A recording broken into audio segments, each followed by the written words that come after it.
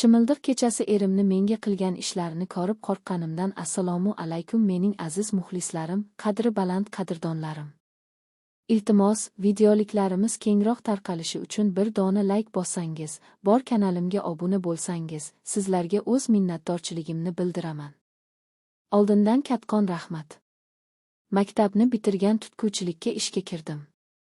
Boshida hayotim juda ham yaxshi edi. Bir kuni kech qolib ketdim. Va yo'lda mashina to'xtatishni boshladim. O'sha kecha hech. Hayotimda unutilmas kechalar bo'ldi. O'sha kechasi mening yonimga bir chiroyli yigit kelib to'xtadi. Yaxshi qiz, o'tiring. Olib borib qo'yaman. Qayerlisiz? Dedi men uyimni manzilini aytdim va meni uyimga olib tashladi. Shunday qilib yo'limdan har kuni chiqadigan odatlar chiqarib oldi. Aziz akam menga bor mehrini beradigan bo'ldi. Har kuni menga har xil sovg'a salonlar, har kuni menga mehribonchilik ko'rsatar edi. Oradan hech qancha vaqt o'tmay uyimga sovchisini jo'natdi. Musiqa tez orada to'y bo'lib ketdi. Men hayotimda shunday baxtliman. Menday baxtli qiz bu dunyoda yo'q bo'lsa kerak deb o'ylab edim. Chunki aziz akam ishongan suyangan tohim va nima aytsa ko'nglimga qarar edi. Lekin hayotim shunday bo'ladi deb o'ylamagan edim. To'yimizni o'sha kechasi umr yo'ldoshim aziz akamni nihoyatda intiqlik bilan kutgan edim.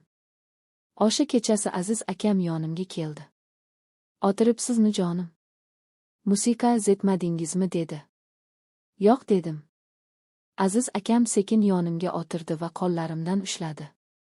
Oradan hech qancha vaqt o'tmay aziz akamning qo'llarida qaldiroq paydo bo'ldi. Ko'rganimdan qo'rqib ketdim. "Tinchlik mazaka nima bo'ldim, aziz qoshdimi?" dedim. Birdoniga aziz akam yerga tumalab tirchilagancha og'zidan ko'piklar chiqa ketdi. Bu narsani men ko'rmagan edim. Qo'rqqanimni nima qilishni bilmay dodlab yubordim. Yangilarim o'sha kuni yugurib uyga kelishdi. Hammasi yonimga keldi. "Tinchlikmi, nima bo'ldi aziza?" dedi. Bilmadim aziz akamni nima masasa yo'q.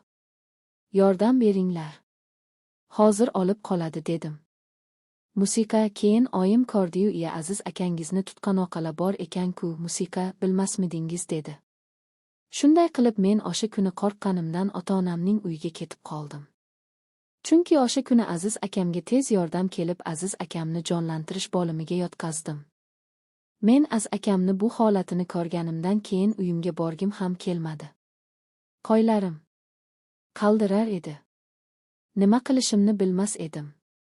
Ertasi kuni kennoyim doktorga chiqib keldi. Bilsak aziz akam 3 da turar ekan. Bu xabarni eshitgach ota-onam bo'ldi, "Yashamaysan. U azizakdan tugilgan farzandlaring qanday bo'ladi? Aziz akang o'xshagan nogiron farzand tuqsang kuyib otasanmi?" dedi. Shunday qilib to'yim o'sha kechasi hayotim buzilib ketdi. Ba'zida menga bir narsa alam qiladi.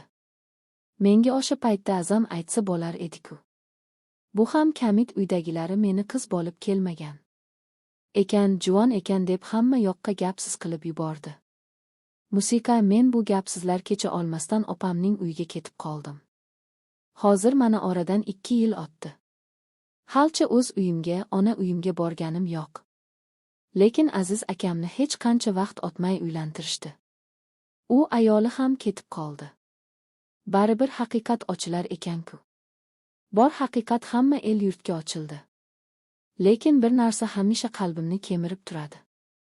Chunki men baxtsiz bo'lib qolgan edim.